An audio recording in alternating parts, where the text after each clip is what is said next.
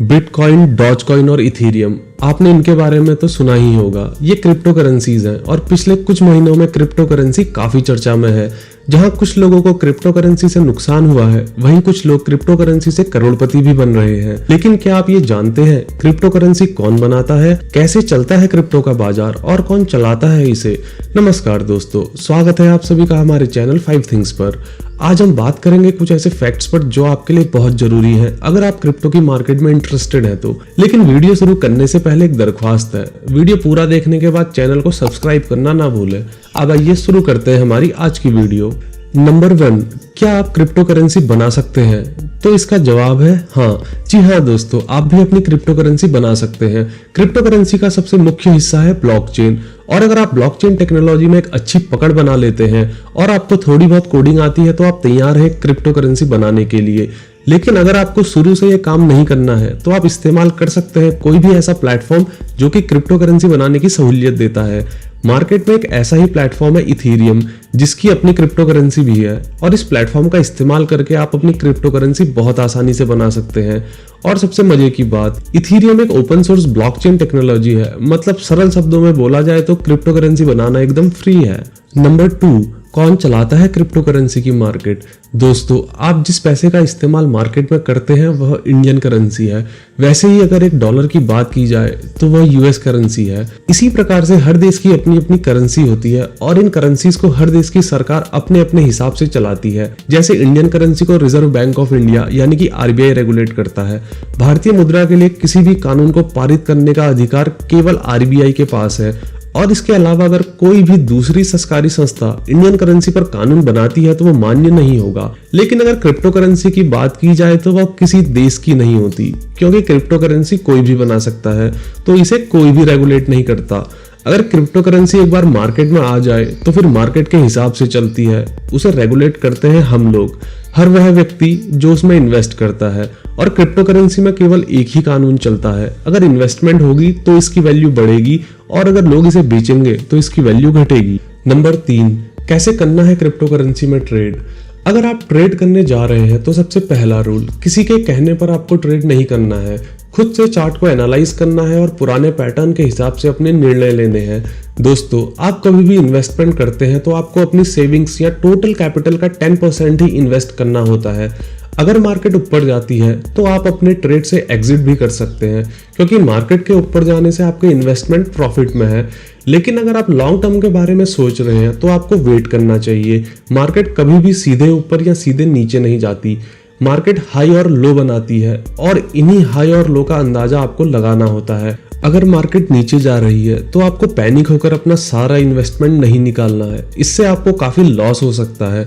इसकी बजाय आपको वेट करना है और जब मार्केट नीचे आती है तो आपको और इन्वेस्टमेंट करके अपनी ट्रेड को एवरेज करना है, और अगर मार्केट और नीचे आती है तो आपको फिर से इन्वेस्टमेंट करनी है।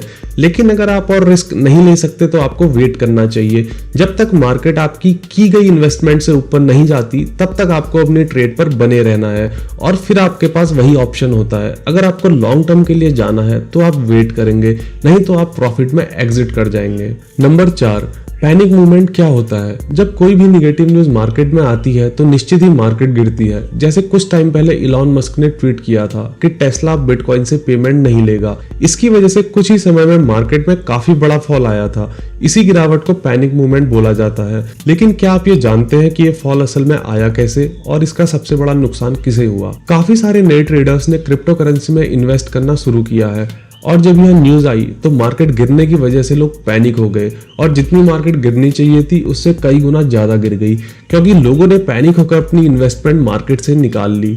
जबकि ऐसा होना नहीं चाहिए था, क्योंकि मार्केट में तो हाई और लो बनते रहते हैं। लेकिन इतना हैवी फॉल सिर्फ पैनिक की वजह से ही आता है, और इसका सबसे बड़ा नुकसान हुआ उन लोगों को जिन्होंने नया नया ट्रेड करना शुरू किया था। और जो लोग पुराने ट्रेडर्स हैं उनके लिए यह एक अच्छी बात थी, क्योंकि उन्हें वही स्टॉक फिर से कम प्राइस में मिल रहे थे। तो किसी भी ट्रेडर को यह ध्यान देना चाहिए कि मार्केट गिरने पर वो अपनी इन्वेस्टमेंट को एग्जिट ना करे, और कोशिश करे कि इन्वेस्टमेंट ज्यादा से ज्यादा हो, ताकि जब मार्केट वापस आए तो उन्हें प्रॉफिट। नंबर 5, क्रिप्टो करेंसी का क्या फ्यूचर है? दोस्तों, आप सभी ये बात जानते हैं कि टेस्ला के मालिक इलॉन मस्क, जो कि अपने आप में टेक्नो किंग माने जाते हैं, वह क्रिप्टो करेंसी में बहुत ज़्यादा इंटरेस्टेड रहते हैं। अभी हाल ही में उनकी कंपनी टेस्ला ने $1.5 बिलियन यानी कि 10,000 करोड़ के बिटकॉइन खरीदे। तो आप इसी बात से अंदाजा लगा सकते हैं कि क्रिप्टो करेंसी का क्या फ्यूचर है। टेस्ला के अलावा फाइनेंस के फील्ड में मानी जाने वाली कंपनियां जैसे मास्टर कार्ड और वीजा कार्ड ने भी बताया कि 2021 के बाद वे क्रिप्टो करेंसी का ट्रांजैक्शन शुरू कर देंगे। हमारे देश में टेक्नोलॉजी का विस्तार बहुत तेजी से हो रहा है और टेक्नोलॉजी का क्रिप्टो करेंसी में बहुत बड़ा योगदान है। किसी भी चीज के भविष्य का अंदाज उसकी बढ़ती हुई आवश्यकताओं के अनुसार आसानी से लगाया जा सकता है। अगर बिजनेस में देखा जाए तो क्रिप्टो करेंसी बहुत आसानी से काफी सारी समस्याओं का समाधान है। जैसे एक कंपनी के एम्प्लॉय बहुत सारे देशों में होते हैं तो उनके लिए मुश्किल होता है हर देश की करेंसी में कन्वर्ट करके लोगों को पैसा भेजना, और अगर यही काम क्रिप्टो करेंसी से किया जाए तो किसी भी कंपनी को बार बार करेंसी बदलनी नहीं पड़ेगी।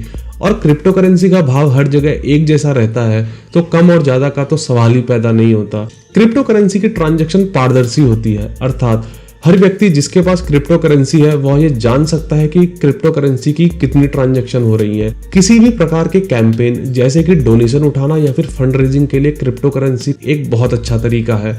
ऐसे बहुत सारे फील्ड्स हैं जहां पर क्रिप्टो करेंसी का इस्तेमाल धीरे धीरे शुरू किया जा रहा है।